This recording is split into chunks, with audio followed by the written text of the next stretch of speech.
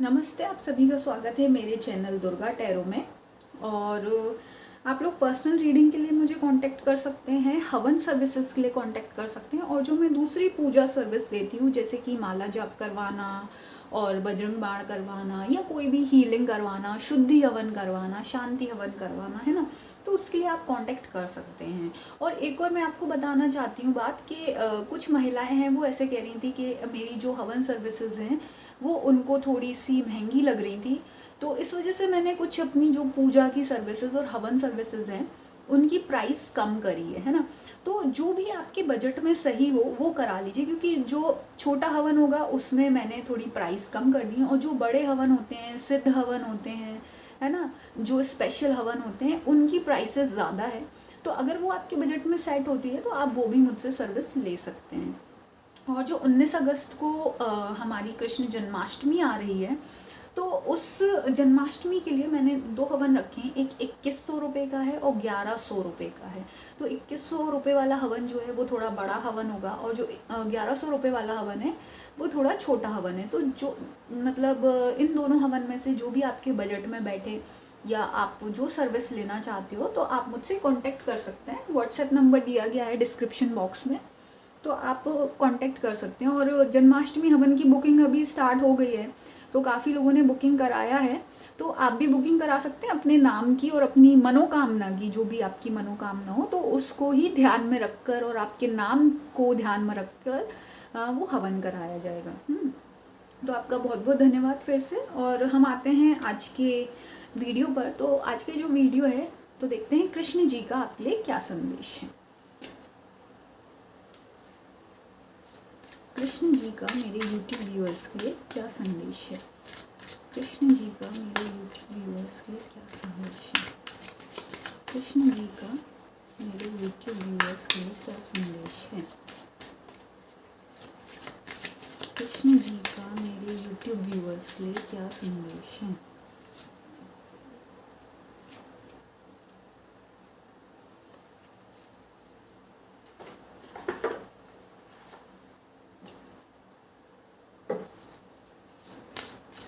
कृष्ण जी का मेरे YouTube viewers के लिए क्या संदेश है।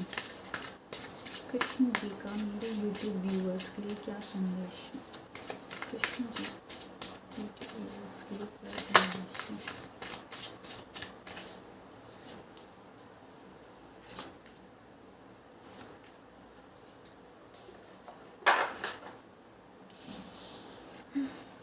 Page of inspiration beyond.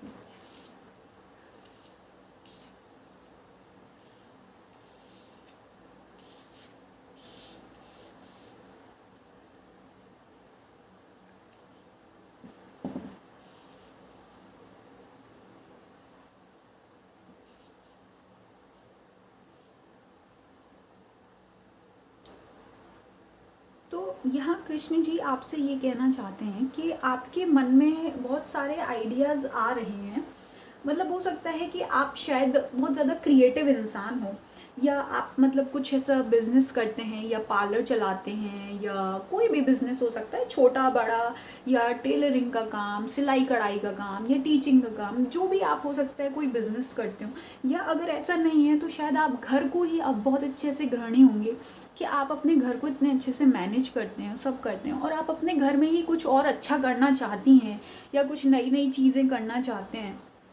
तो कृष्ण जी आपसे कहना चाहते हैं कि ये जो आपकी आइडियाज़ हैं ये बहुत अच्छे हैं, और आप इन पर डाउट ना करें, क्योंकि ये कहीं ना कहीं डिवाइन से कनेक्टेड हैं। ये जो भी आपको आइडियाज़ आ रहे हैं या थॉट आ रहे हैं ये भगवान के ही दिए गए हैं, है ना। पर आपको क्या करना होगा, इन पर विश्वास करने के लिए एक मतलब आगे बढ़ना है। आपके साथ ये हो रहा है कि आप इन सब चीज़ों पर आप थोड़ा डाउट कर रहे हैं, और वो इसलिए मुझे ऐसा लगता है क्योंकि आपको शायद जहाँ आप रह रहे हैं या जो आपके घर वाले हैं उनका आपको सपोर्ट नहीं मिल रहा है ना। आपको ऐसा लगता है कि आपके जो घर वाले हैं वो आपके आइडिया के खिलाफ़ हैं, और आपको ऐसा लगता है कि आप अगर अपने आइडिया को फॉलो करेंगे या आप अपने पैशन को फॉलो करेंगे तो आपको उनसे रिस्पेक्ट नहीं मिलेगी या उनसे अलग जाना पड़ेगा। तो ये सब बातें जो हैं ये आपको रोक रही हैं।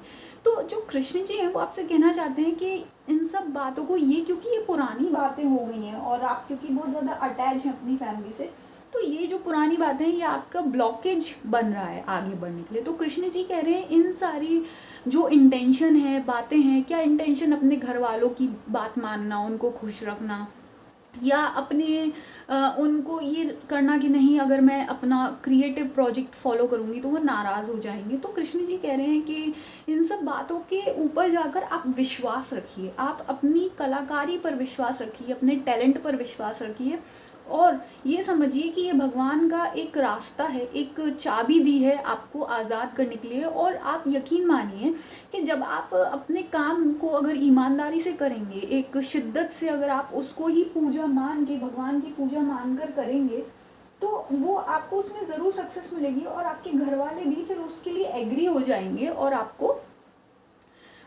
सपोर्ट करेंगे वो, है ना।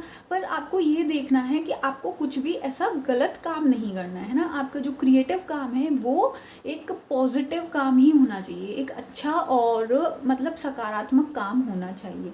और कृष्ण जी आपसे ये कहना चाहते हैं कि आप क्या है, आप थोड़ा पास्ट में ज़्यादा रहते हो और ये सोच रहे हो कि अरे पता नहीं अगर मैंने ये कर दिया वो कर दिया तो क्या होगा क्या नहीं, मतलब आप फ्यूचर के बारे में भी इतना सोच रहे हो कि फ्यूचर के बारे में भी आप थोड़ा नकारात्मक सोच रहे हो, है ना। तो कृष्ण जी जो हैं वो आपसे ये कहना चाहते हैं कि आप इस वक्त प्रेजेंट मोमेंट में रहिए, आप भविष्य के बारे में मत सोचो, आप पास्ट के बारे में मत सोचो, आप बस प्रेजेंट में रहो और अपने आप को बैलेंस करना सीखो, है ना। आप हमेशा सिर्फ नकारात्मक नकारात्मक सोचते रहोगे तो उससे आप के अंदर की जो स्ट्रेंथ है ना, विल पावर है, वो ख़त्म हो जाएगी। तो कृष्ण जी कह रहे हैं कि आपको इस वक्त सकारात्मक पॉजिटिव सोचने की ज़रूरत है अपने ही एक्शन में। आपके साथ क्या हो रहा है, आप अपने ही एक्शन में नेगेटिविटी ढूंढ रहे हो, है ना, कि अगर मैंने ये कर दिया तो अरे ऐसा गलत हो जाएगा। नहीं, कृष्ण जी कह रहे हैं आपको पॉजिटिव रहने की ज़रूरत है कि जो अगर आप कुछ एक्शन लोगे तो उससे पॉजिटिव आउटकम ही होगा, है ना। और आप थोड़ा अपनी जो देखने का नज़रिया है उसको थोड़ा हायर पर्सपेक्टिव से देखिए। आप इस वक्त क्या कर रहे हो, सिर्फ एक ही तरीके से सोच रहे हो, अपनी सिर्फ फैमिली के बारे में सोच रहे हो या उन लोगों के बारे में सोच रहे हो जो थोड़े से भाई जिनका ईगो हर्ट हो जाएगा, है ना। तो कृष्ण जी आपसे कह रहे हैं इस वक्त आपको थोड़ा सा ऊपर बड़े नज़रिए से देखना है कि अगर ये आपका काम है या आपका आइडिया सफल हो गया तो कितना अच्छा होगा ना, कितनी लाइफ बेटर हो जाएगी, अच्छी हो जाएगी। तो इस तरीके से पॉजिटिविटी देख रखिए।